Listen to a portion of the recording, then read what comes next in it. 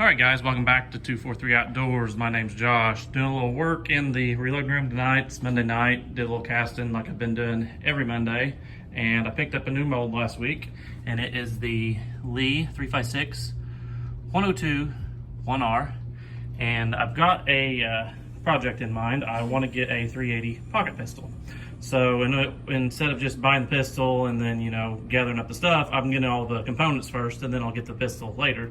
So I've got a set of dies, and then I got the spline lock bushings, and they're all set up. The only thing I have to do is dial in my seating depth for the bullet seating die.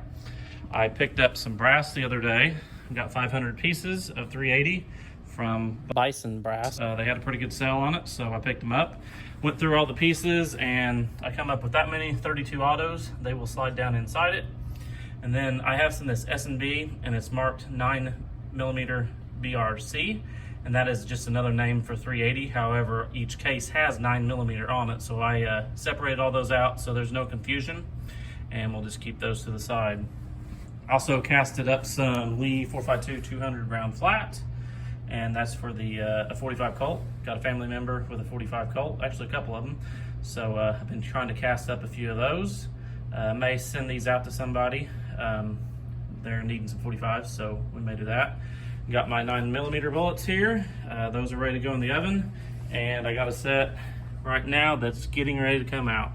So I've been doing a little powder coating this evening, just trying to get a few things caught up on a day off work. And our timer has went off for these. This is my last batch. Using the Ford light blue with a splash of Harbor Freight red. Everything's coating really well, looking really good. And I guess I need to put these in.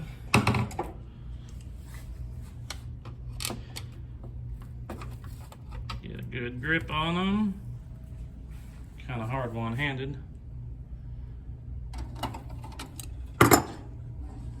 And we'll get our timer set for 15 minutes. While we're waiting for our last batch in the oven, I thought I'd throw a few of these on the scale. So it's advertised 102 grains. That one there comes up 104.94, so just shy of 105. 104.2. They're typically between the 104 and 105 grains from what I've seen, so they run just a little bit heavier. And I made a post on YouTube earlier that I'd casted some and got a couple comments from JH586 and Walter Bunning, and Jamie had said that they run a little heavier, and that's right. And I actually kind of decided on this mold from Walter Bunning's video. He done a video casting. I think it's got a good profile that ought to feed really well. There's another light grain 356 bullet that kind of has more of a flat point, but I think this will be a little bit better. Doing some of these 45s, these are advertised at 200 grain, and they also are a little heavy, running 211.72, 211.52, 54.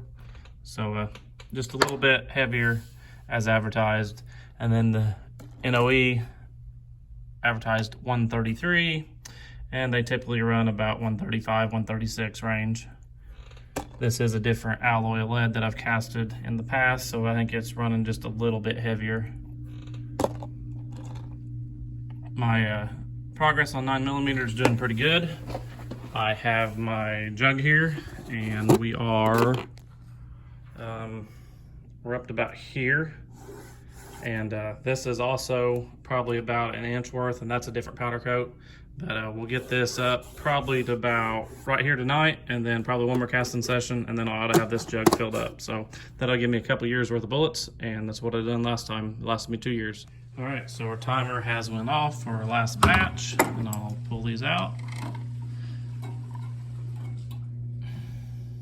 All right, that's the last of the powder coating for tonight. I will probably go ahead and get the rest of these sized tonight and get them in their appropriate containers. So that's just kind of what I've been up to today. Thought I'd give you guys a little look into my Monday afternoon. So thanks for watching.